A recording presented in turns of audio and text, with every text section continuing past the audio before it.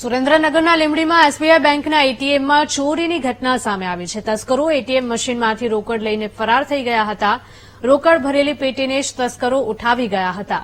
પોલીસે આ ઘટનાની વધુ તપાસ શરૂ કરી છે.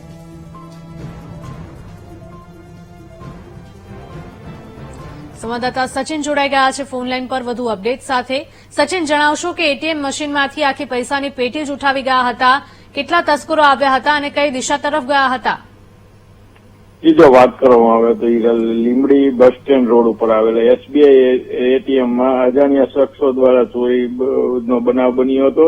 જેમાં અંદાજે 4 થી 5 શખ્સો આવ્યા હતા અને સીસીટીવી અત્યારે હાલ પોલીસ સીસીટીવી તેમજ ચારેક વાર નાકાબંધી કરીને તસ્કરોને ઝડપવાની તજવીજ હાથ ધરી છે. જી બિલકુલ સચિન, આભાર.